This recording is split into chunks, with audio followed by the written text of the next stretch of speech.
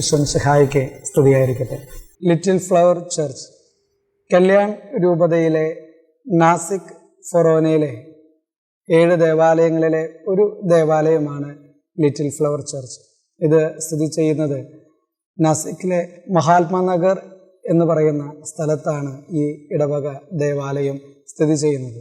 ഏതൊരു ഇടവക ദേവാലയത്തിനും അതിൻ്റേതായ ഒരു കുഞ്ഞ് ചരിത്രം ഉണ്ടായിരിക്കും. ലിറ്റിൽ ഫ്ലവർ ചർച്ചിനും അതുപോലെ ഒരു കുഞ്ഞു ചരിത്രമുണ്ട്. 1988 ഓഗസ്റ്റ് 24 മഹാരാഷ്ട്രയിലെ കല്യാൺ രൂപത സ്ഥാപിതമായത്. അതിന് മുൻപ് ഈ നാസിക് പ്രദേശത്തുള്ള സിറോ മലബാർ ക്രിസ്ത്യാനികൾ തങ്ങളുടെ ആധ്യാത്മിക ശുശ്രൂഷകൾ നടത്തി പോന്നിരുന്നത് ഇവിടുത്തെ ലാറ്റിൻ പള്ളികളാണ്. ഒത്തിരി സ്നേഹത്തോടെ ആ പള്ളികളെയും അന്ന് സേവനം ചെയ്തിരുന്ന എല്ലാ അച്ഛന്മാരെയും പ്രത്യേകമായി ഓർക്കുകയാണ് ഇവിടെ. അന്നത്തെ പ്രധാനപ്പെട്ട ചർച്ചുകളിലേക്കായിരുന്നു ഉണ്ണീശോ പള്ളി, ഡോൺ ബോസ്കോ, ഹോളി ക്രോസ് എന്നീ ലാറ്റിൻ പള്ളികളിലേക്കാണ് ഇവിടെയുള്ള സിറോ മലബാർ ക്രിസ്ത്യാനികൾ പോയിരുന്നത്.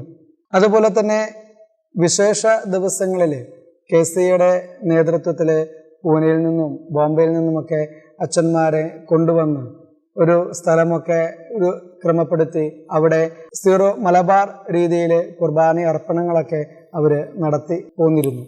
1988 ഓഗസ്റ്റ് 24 കല്യാൺ രൂപത സ്ഥാപിതമായതിനു ശേഷം ഈ നാസിക് പ്രദേശത്ത് ബഹുമാനപ്പെട്ട പീറ്റർ കാവുമ്പറച്ചനും അതുപോലെ തന്നെ ബഹുമാനപ്പെട്ട സിറിയക് ചന്ദ്രൻകുന്നലച്ചനും ഇവിടെ വരികയും ഇവിടുത്തെ സിറോ മലബാർ ക്രിസ്ത്യാനികളെ ഒരുമിച്ച് കൂട്ടുകയും തുടർന്ന് ഇന്ന് കാണുന്ന ഫൊറോനപ്പള്ളിയായി സ്ഥിതി ചെയ്യുന്ന സെന്റ് മേരീസ് ദേവാലയം നിർമ്മിക്കുകയും ചെയ്തു. അതിൻ്റെ പല യൂണിറ്റുകളായി സാത്പൂർ, അതുപോലെ പവൻ നഗർ, മഹാത്മാനഗർ, ദേവലാലി, നാസിക് റോഡ് അങ്ങനെ തുടങ്ങിയ പല യൂണിറ്റുകളായിട്ട് അതിനെ തിരിച്ചു. അതിലൊരു യൂണിറ്റാണ് മഹാത്മാനഗർ ലിറ്റിൽ ഫ്ലവർ ചർച്ച്.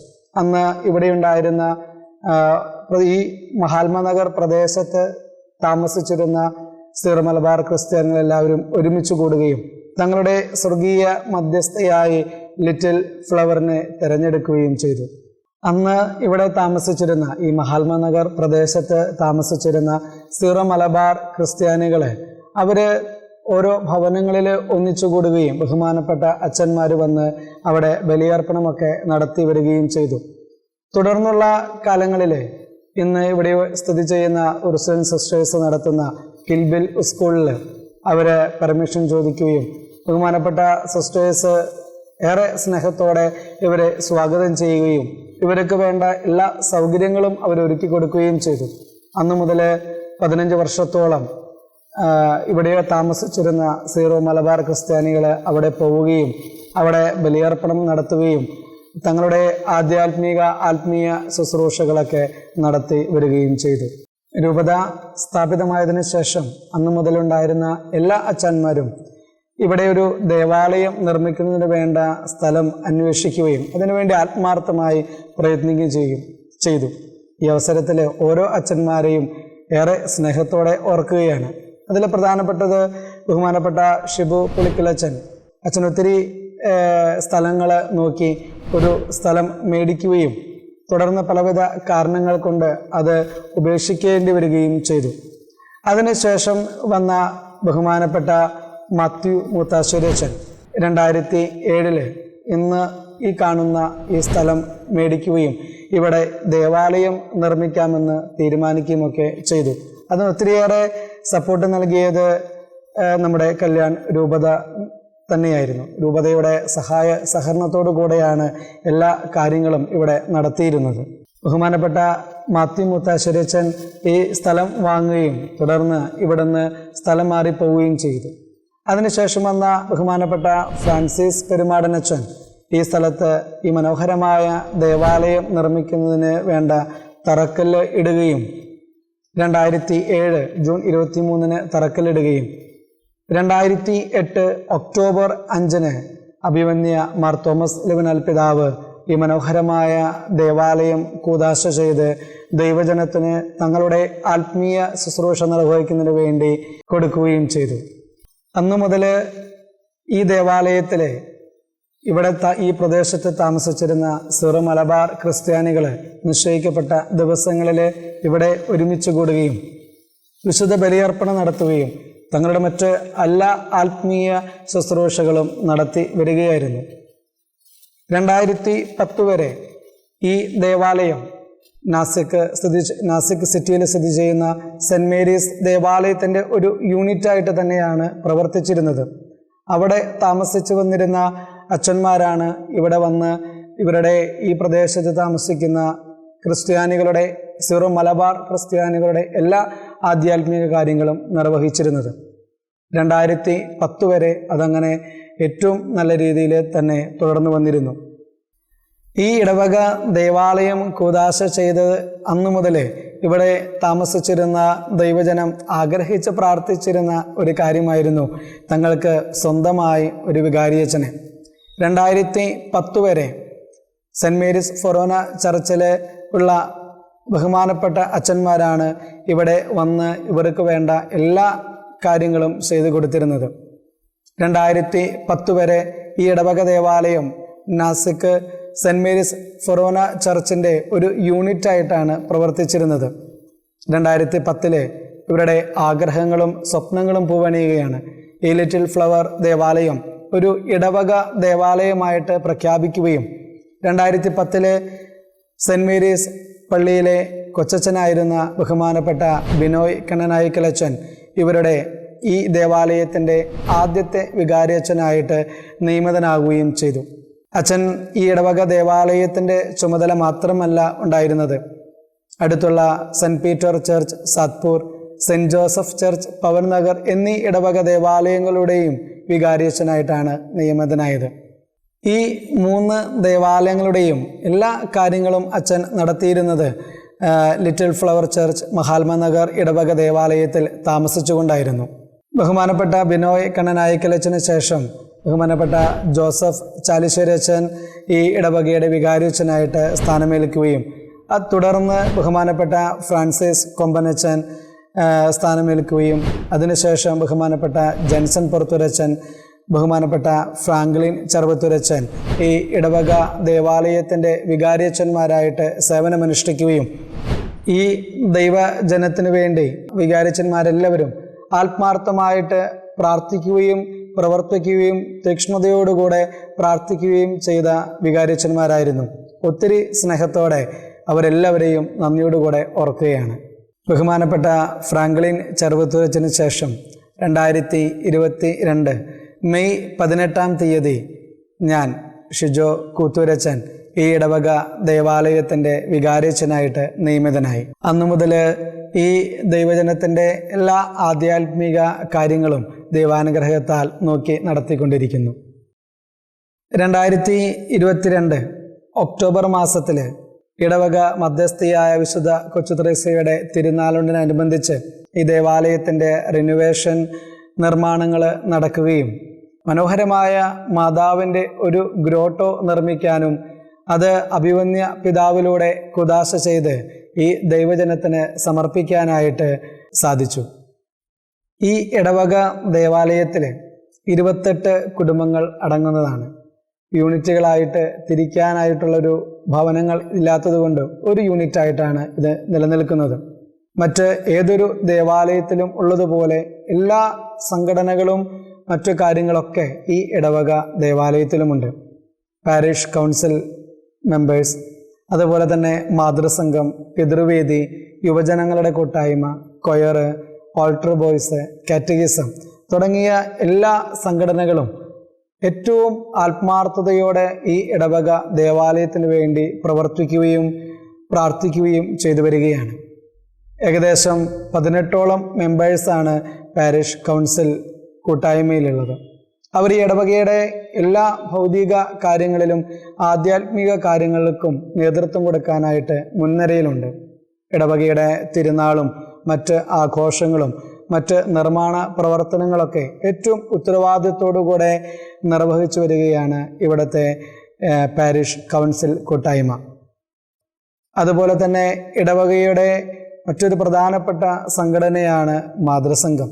എല്ലാ മാസത്തിലൊരിക്കൽ നിശ്ചയിക്കപ്പെട്ട ദിവസം അവർ ഈ ദേവാലയത്തിൽ ഒരുമിച്ച് കൂടുകയും തങ്ങൾക്ക് എന്താണ് ഈ ഇടവകയ്ക്ക് ചെയ്യാനായിട്ട് പറ്റുക എന്ന് ആലോചിക്കുകയും അത് പ്രാവർത്തികമാക്കുകയും ചെയ്തു വരികയാണ്. ഈ ഇടവകയെ ഒരു ജീവനുള്ള ഇടവകയായിട്ട് നിലനിർത്താനായിട്ട് ഇവിടുത്തെ അമ്മമാർ അക്ഷീണം പ്രവർത്തിച്ചു വരികയാണ്. അതുപോലെ തന്നെ മറ്റൊരു പ്രധാനപ്പെട്ട സംഘടനയാണ് പിതൃവേദി. അവരും മാസത്തിലൊരിക്കൽ ഒരുമിച്ച് കൂടുകയും തങ്ങൾക്കും ഈ ഇടവകയ്ക്ക് വേണ്ടി എന്താണ് ചെയ്യാൻ പറ്റുക, അല്ലെങ്കിൽ മറ്റ് ചാരിറ്റി പ്രവർത്തനങ്ങളൊക്കെ ചെയ്ത് എങ്ങനെയാണ് ഈ ദൈവരാജ്യം മറ്റുള്ളവർക്ക് പകർന്നു കൊടുക്കാനായിട്ട് പറ്റുക എന്നൊക്കെ ഡിസ്കസ് ചെയ്യുകയും അതൊക്കെ പ്രാവർത്തികമാക്കുകയും ചെയ്ത് ഈ ഇടവകയുടെ അവിഭാജ്യ ഘടകമായി പിതൃവേദി സംഘടന പ്രവർത്തിച്ചു വരികയാണ്. മാതൃസംഘം തങ്ങളുടെ സ്വർഗീയ മധ്യസ്ഥയായ പരിശുദ്ധ അമ്മയുടെ തിരുനാള് സെപ്റ്റംബർ 8-ാം തീയതി ആഘോഷിക്കുകയും അന്നേ ദിനം തന്നെ അവരുടെ മാതൃദിനമായിട്ട് ആഘോഷിക്കുകയും ചെയ്തു വരുന്നു. അപ്പച്ചന്മാർ തങ്ങളുടെ സ്വർഗീയ മധ്യസ്ഥനായ വിശുദ്ധ യൂസഫ് പിതാവിൻ്റെ തിരുനാൾ മാർച്ച് 19-ാം തീയതി ഏറ്റവും ആഘോഷപൂർവ്വം കൊണ്ടാടി വിശുദ്ധൻ്റെ മാധ്യസ്ഥത്താൽ അവർ ഈ ഇടവകയ്ക്ക് വേണ്ടി എല്ലാ കാര്യങ്ങളിലും വ്യാപൃതരായിരിക്കുകയാണ്. ഈ ഇടവക ദേവാലയത്തിലെ വിശുദ്ധ ബലിയർപ്പണത്തിലും മറ്റ് ആരാധന ശുശ്രൂഷകളിലും പങ്കെടുക്കുന്ന ദൈവജനത്തെ ഏറ്റവും ആധ്യാത്മിക അനുഭൂതിയിലേക്ക് വളർത്തുന്നവരാണ് ഇവിടുത്തെ കൊയർ മെമ്പേഴ്സ്. എല്ലാ വിശുദ്ധ ബലിയർപ്പണങ്ങളിലും മനോഹരമായി ഗാനങ്ങൾ ആലപിച്ച് മാലാഖമാരെ പോലെ മറ്റുള്ളവരെ ദൈവസ്തുതി ആലപിക്കാനായിട്ട് അവരെ സഹായിച്ചു വരികയാണ് ഇവിടുത്തെ കൊയർ മെമ്പേഴ്സ്. അതുപോലെ തന്നെ ഓൾട്ടർ ബോയ്സ്, അവരും എല്ലാ ആരാധനാ ശുശ്രൂഷകളിലും പ്രത്യേകിച്ച് വിശുദ്ധ ബലിയർപ്പണങ്ങളിലും ആത്മാർത്ഥതയോടെ തീക്ഷ്ണതയോടെ അവർ പങ്കെടുത്തു വരികയാണ്. അതുപോലെ തന്നെ ഇടവകയുടെ ഏറ്റവും പ്രധാനപ്പെട്ട ഒരു ഡിപ്പാർട്ട്മെൻറ്റാണ് കാറ്റഗിസം ഡിപ്പാർട്ട്മെൻറ്റ്. ഈ ഇടവകയിലെ 15 കാറ്റഗിസം കുട്ടികളാണ് പഠിക്കുന്നത്. ഏകദേശം 7 ടീച്ചേഴ്സ് അവർക്ക് വേണ്ട വിശ്വാസം പകർന്നു കൊടുക്കുന്നതിനായി എല്ലാ ഞായറാഴ്ചകളിലും അവർ ഈ ദേവാലയത്തിൽ തങ്ങളുടേതായ ജോലി തിരക്കുകളൊക്കെ മാറ്റിവെച്ച് തങ്ങൾക്ക് ദാനമായി ലഭിച്ച ഈ മക്കളെ വിശ്വാസത്തിൽ വളർത്തുന്നതിന് അക്ഷീണം പ്രവർത്തിച്ചു വരികയാണ്. ഈ ഇടവക ദേവാലയത്തിൻ്റെ സ്വർഗീയ മധ്യസ്ഥയായ വിശുദ്ധ കൊച്ചുത്രേസ്യയുടെ തിരുനാൾ ഒക്ടോബർ മാസത്തിലാണ് കൊണ്ടാടുന്നത്. ഏറ്റവും ഭക്തിയാദരപൂർവ്വം ആഘോഷത്തോടുകൂടെയും ഈ തിരുനാൾ ഈ ഇടവക ജനം ഒന്നായി കൊണ്ടാടുകയാണ്. അതുപോലെ തന്നെ മറ്റ് തിരുനാളുകളും പരിശുദ്ധ അമ്മയുടെ അമലോത്ഭവ തിരുനാളും പരിശുദ്ധ അമ്മയുടെ ജനന തിരുനാളും ഒക്കെ ഏറ്റവും ഭക്തിയാദരപൂർവ്വം കൊണ്ടാടുന്നുണ്ട്. ഈ ഇടവക ദേവാലയത്തിലെ ആഴ്ചയിൽ 2 ദിവസമാണ് വിശുദ്ധ ബലിയർപ്പണം നടക്കുന്നത്, വ്യാഴാഴ്ചയും ഞായറാഴ്ചയും. വ്യാഴാഴ്ച വൈകുന്നേരം 6:30 മണിക്ക് കൊന്തയും ആരാധനയും 7 മണിക്ക് വിശുദ്ധ ബലിയർപ്പണവും അതിന് ശേഷം വിശുദ്ധ കൊച്ചു ത്രേസ്യയുടെ നൊവേനയും ചൊല്ലി പ്രാർത്ഥിക്കുന്നു. ഞായറാഴ്ച വൈകുന്നേരം 5 മണി മുതൽ 6 മണി വരെ കാറ്റഗിസവും 6 മണിക്ക് കൊന്തയും ആരാധനയും 6:30 മണിക്ക് വിശുദ്ധ ബലിയർപ്പണവും അതിനുശേഷം പരിശുദ്ധ അമ്മയുടെ നൊവേനയും ചൊല്ലി പ്രാർത്ഥിച്ചു വരുന്നു.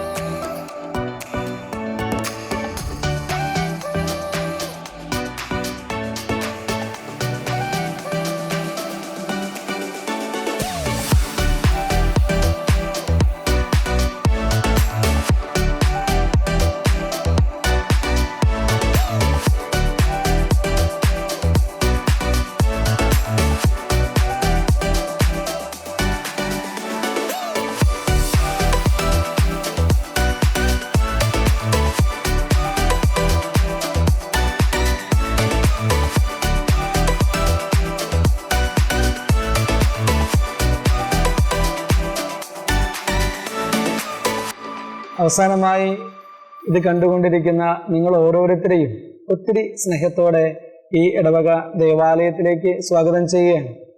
ഈ ദേവാലയത്തിൽ വരികയും വിശുദ്ധ കൊച്ചു ത്രേസ്യയുടെ മാധ്യസ്ഥം തേടി അനുഗ്രഹങ്ങൾ പ്രാപിക്കാനുമായി നിങ്ങൾ ഓരോരുത്തരെയും ഏറെ സ്നേഹത്തോടെ ഈ ദേവാലയത്തിലേക്ക് ക്ഷണിക്കുകയാണ്. ഈ ദേവാലയത്തിലേക്ക് എത്തിച്ചേരാനായിട്ട് നാസിക് റോഡ് റെയിൽവേ സ്റ്റേഷനിൽ നിന്നും ഏകദേശം 18 കിലോമീറ്റർ മാറിയാണ് ഈ ദേവാലയം സ്ഥിതി ചെയ്യുന്നത്. അതുപോലെ തന്നെ ബോംബെ ഹൈവേയിൽ നിന്ന് ഏകദേശം 5-6 കിലോമീറ്റർ മാറിയാണ് ഈ ദേവാലയം സ്ഥിതി ചെയ്യുന്നത്. അപ്പോൾ നിങ്ങൾ ഓരോരുത്തരെയും ഈ നാസിക്കിലേക്ക് വരുമ്പോൾ ഒത്തിരി സ്നേഹത്തോടെ ഈ ദേവാലയത്തിലേക്ക് സ്വാഗതം ചെയ്യുകയും ദേവാലയത്തിൽ വന്ന് വിശുദ്ധ കൊച്ചു ത്രേസ്യയുടെ മാധ്യസ്ഥത്താൽ അനുഗ്രഹങ്ങൾ പ്രാപിക്കാനായിട്ട് നിങ്ങൾ ഓരോരുത്തരെയും ഏറെ സ്നേഹത്തോടെ ദേവാലയത്തിലേക്ക് ക്ഷണിക്കുകയാണ്. ഒപ്പം ചർച്ചസ് ഓഫ് ഇന്ത്യ എന്ന ഈ യൂട്യൂബ് ചാനലിലെ ഓരോരുത്തരെയും പ്രത്യേകമായി വിശുദ്ധയുടെ മാധ്യസ്ഥത്തിന് സമർപ്പിക്കുകയാണ്. അവരേറ്റെടുത്തിട്ടുള്ള വലിയ ഒരു മിഷൻ ഇന്ത്യയിലെ എല്ലാ ചർച്ചസിനെയും മറ്റുള്ളവർക്ക് പരിചയപ്പെടുത്തി കൊടുക്കുക എന്ന വലിയ മിഷൻ. ആ മിഷൻ പൂർത്തീകരിക്കാനായിട്ടുള്ള എല്ലാവിധ അനുഗ്രഹങ്ങളും ഇതിൻ്റെ സംഘാടകർക്കും ഇതിന് നേതൃത്വം കൊടുക്കുന്നവർക്കും ഉണ്ടാകട്ടെ എന്ന് ആത്മാർത്ഥമായിട്ട് പ്രാർത്ഥിക്കുകയാണ്. വിശുദ്ധ കൊച്ചു ത്രേസ്യ തൻ്റെ ജീവിതത്തിലെ കുഞ്ഞു കുഞ്ഞു കാര്യങ്ങളിലൂടെ ദൈവത്തിൻ്റെ സ്വന്തമായി തീർന്ന ഒരു വിശുദ്ധയാണ്. ഈ ലോകത്തിൽ ജീവിച്ചിടത്തോളം കാലം ചെറിയ കാര്യങ്ങളിലൂടെ ദൈവ സ്നേഹത്തെ പ്രതി കാര്യങ്ങൾ ചെയ്യുകയും അങ്ങനെ ദൈവത്തിൻ്റെതായി മാറിയതാണ് ഈ വിശുദ്ധ കൊച്ചു ത്രേസ്യ. സ്നേഹമുള്ളവരെ, ഞാനും നിങ്ങളുമൊക്കെ ഒരു വിശുദ്ധനും വിശുദ്ധയുമൊക്കെ ആകാനായിട്ട് ആഗ്രഹിക്കുന്നുണ്ടെങ്കിൽ വലിയ കാര്യങ്ങളുമൊന്നും ചെയ്യണമെന്നില്ല. നമ്മുടെ അനുദിന ജീവിതത്തിൽ ചെയ്തുകൊണ്ടിരിക്കുന്ന കാര്യങ്ങൾ അത് ദൈവ സ്നേഹത്തെ പ്രതി ഞാനും നിങ്ങളുമൊക്കെ ചെയ്യാനായിട്ട് തുടങ്ങുമ്പോൾ ഈ വിശുദ്ധയെ പോലെ ഒരു വിശുദ്ധനും വിശുദ്ധയുമാകാനായിട്ട് നമുക്ക് ഓരോരുത്തർക്കും സാധിക്കും. അതിനുവേണ്ട അനുഗ്രഹം ദൈവം നമുക്ക് നൽകട്ടെ. വിശുദ്ധയുടെ മാധ്യസ്ഥം, വിശുദ്ധ കൊച്ചുത്രേസ്യയുടെ മാധ്യസ്ഥം നമ്മളോട് കൂടെ ഉണ്ടായിരിക്കട്ടെ എന്ന് ആഗ്രഹിക്കുകയും പ്രാർത്ഥിക്കുകയും ചെയ്യുന്നു. എല്ലാവർക്കും ഈശോ മിശിഹായ്ക്ക് സ്തുതിയായിരിക്കട്ടെ.